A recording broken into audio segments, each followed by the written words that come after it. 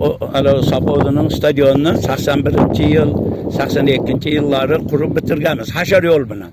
Davlatdan nima qilganimiz yo'q. O'zlarimiz qiziqardik. Hashar yo'l bilan quritib, shu vaqtgacha o'ynab yatardim.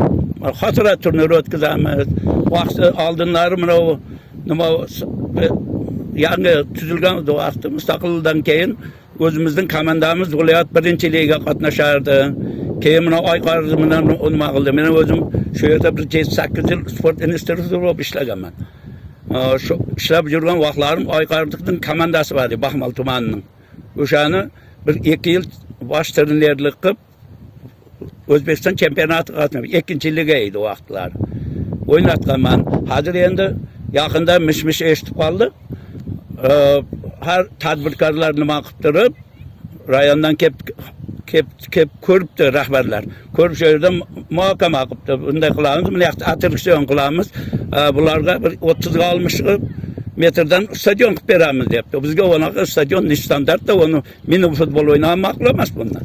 Keyin yigitlar bilan bir yerda odam bir 200 dan ziyod odam bor edi. Terib katta bordik rayonga.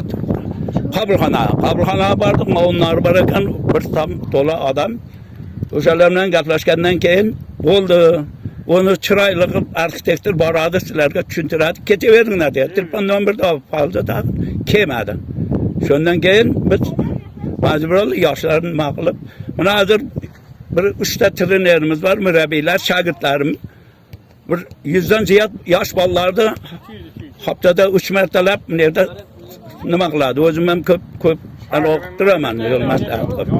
Shuni arxitektor keldi, hech kim kelmadi bilmaymiz, lekin anaga tashlabdi. Hokim o'rinbosari mana loyiha deb. O loyihasidagi katta stadion. Balki uni kichirtib beraman, shuni bilmayman. Shularni bir aniqlab o'qib bersalaringiz. Shu bu yerda bir agar nima qilsa, men aytayim, mana xotira turnirlar bo'ladi. Ana o'da ham chiqdi, Instagramda ham. Aholi to'lib ketadi, tomlarning ustiga chiqib olib tomosha qiladi. Paxtakor stadionda uncha odam kirmaydi. Rayonda uncha deyilmasa kerak. Bunu barbod qiladi, yoshlarning ana ustilarda. Ha balki bizlardan ham kelajakda mana 3 ta shogirdlar tayyorlayapti. Ana chaniflarda ana chiqadi, o'yinchilar chiqish mumkin, buni aytib bo'lmaydi. Ya hozir yoshlar yaxshi ishlayapti. Men sho'g'in zaman. Rahmat. 1980-yil qurilgan ekan katta daraja bo'yicha. Stadion ajoyib, 2 yil davomida qurilgan ekan. Mehnat hashar bilan yo'l bilan. Stadion zo'r, chiroyli. Qancha xotira turnirlar bo'ladi. To'ylarimiz bo'layapti, to'ylar beryapti shohlarimiz. Viloyatlardan kelyapti, Sirdaryo viloyatining bolalari kelyapti, viloyatdan, Samarqand viloyatidan, Jizzax shahridan kelyapti, Toshkentdan kelib o'ynab ketyapti. Yaxshi solimlar berilyapti. G'olibliklar olib ketyapti cheka viloyatlar ham. O'zimizning Gulbuloq aholisiga kerak bu stadion. Yoshlarimizga, kelajakka kerak. Yosh futbolchilar yetishib qaytdi.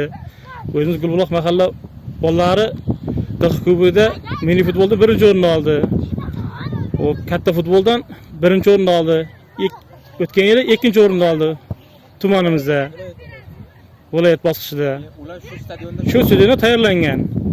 O'zimizda shu yerda boshqarish bo'lib tomosha qilganmiz. Hop, mana Dilhayot ukamiz bilan Muhammad ukamiz 300 ta bola bepul tayyorlaydi. Tayyorlagan bolalar 3 tasi akademiyaga o'tib ketdi Jizzaxda.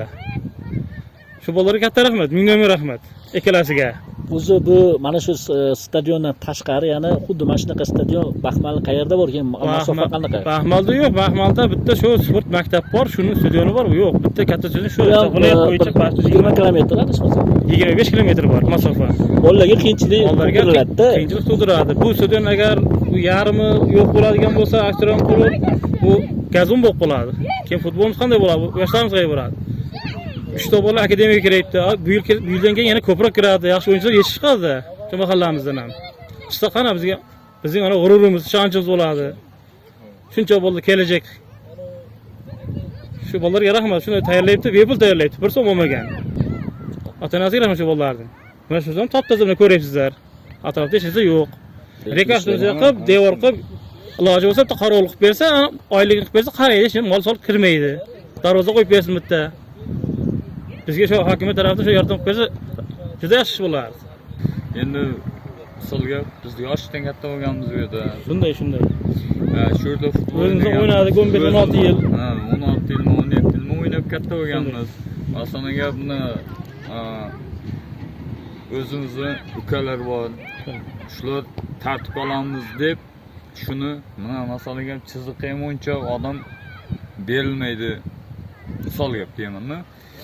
Endi shu bolalarga rahmat, ota-onasiga rahmat. Shu bolalarni katta qilyapti. Mening o'g'lim bor. Buning ham o'g'li bor. Shu yerlarda o'ynasin deb Baxmal zonada bundan katta so'zim yo'q. Shu turnirlar bo'lsa kelib ko'rishingiz mumkin. Buna tribuna boshdan oxirigacha to'ladi. Joy qolmaydi. Qolgani bu orada bu ortaga bu soyaga joylashtiramiz odamlar. O'zingiz kelib ko'rishingiz mumkin. Bemalol.